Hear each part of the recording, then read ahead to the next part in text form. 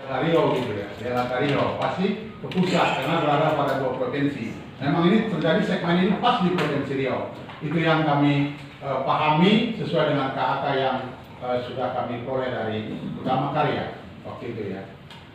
Ini tertulis di asumsi 2, tapi berarti bisa juga lebih banyak dari 2, kira-kira gitu nanti ini.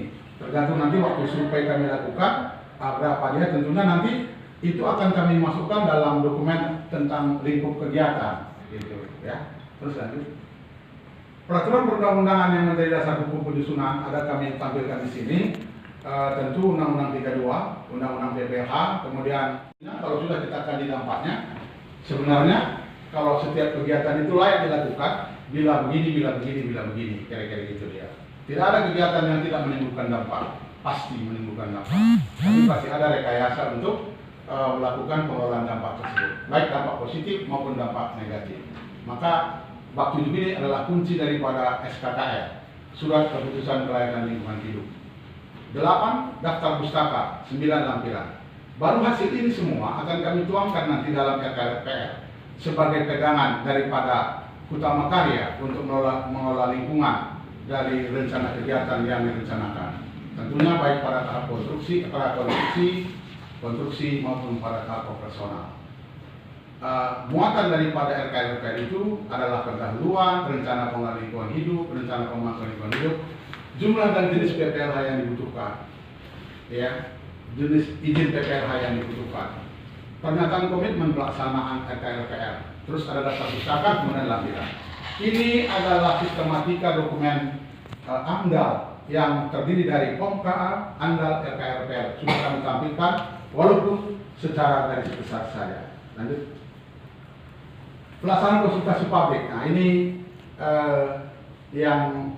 tapi ini bukan menjadi satu constraint atau pembatas untuk melaksanakannya dalam seperti saat ini ya, pandemi COVID ya, COVID-19.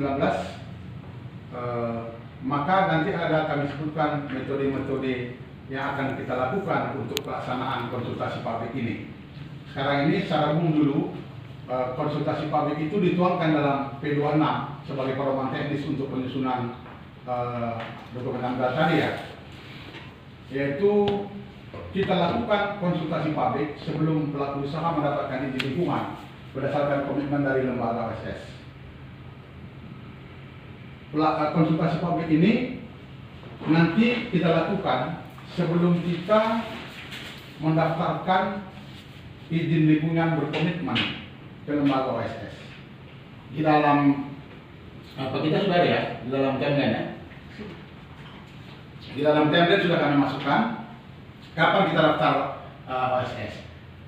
Di dalam timeline ada kami ceritakan dulu yang paling depan, nggak masalah ya. Begini dia, nanti kita daftarkan ke lembaga OSS untuk izin lingkungan berkomitmen 1 hari sebelum kita serahkan ke Dinas Lingkungan Hidup Provinsi Riau gitu. Supaya argonya jalannya di situ, karena izin lingkungan berkomitmen ini argonya berjalan cuma 1 bulan. 1 bulan 30 hari kerja ya, 30 hari kerja, hari efektif gitu. Jadi nanti kita buat satu strategi untuk itu. 1 hari sebelum masukkan ke dokumen lingkungan hidup, baru kita urus OSS-nya.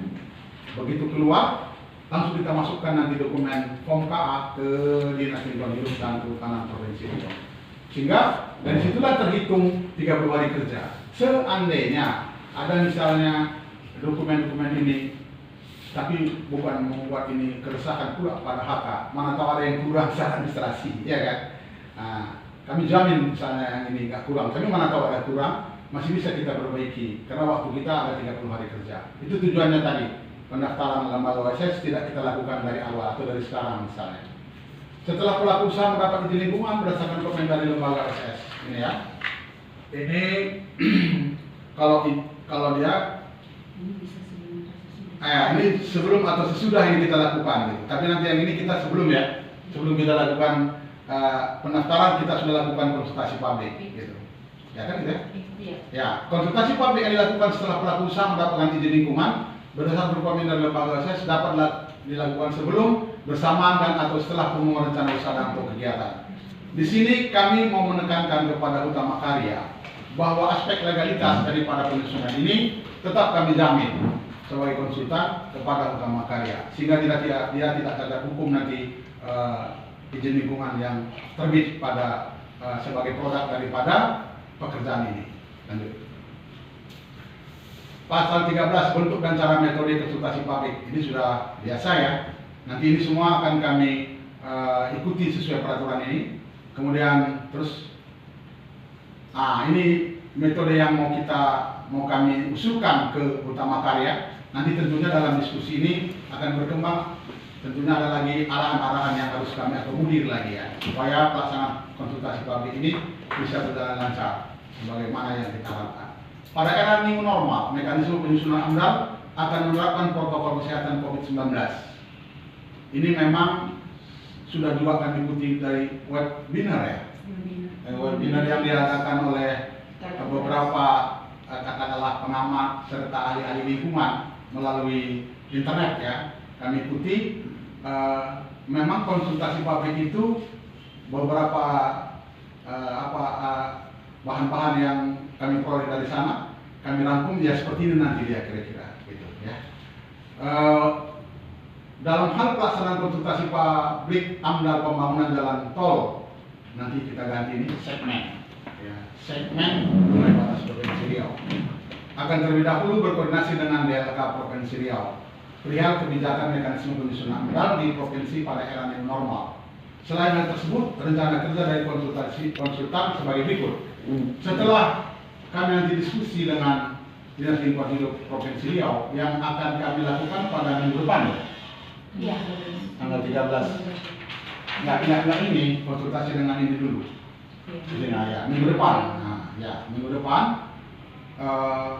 Baru nanti kan dapat kami ketahui bagaimana sebenarnya teknik konsultasi publik menurut DLK Provinsi Riau tersebut. Tapi kami sudah akan menyampaikan hal-hal seperti ini nanti kepada pengambil keputusan di sana gitu. Konsultasi publik dilakukan secara daring dengan sistem komunikasi luar arah. Teknis pelaksanaan dengan menggunakan fasilitas Zoom meeting yang diadakan di kantor kecamatan wilayah administrasi rencana kegiatan dengan peserta ditentukan kemudian. Ditentukan kemudian ini tergantung daripada protokol di kecamatan. Berapa orang yang bisa kumpul di kecamatan itu?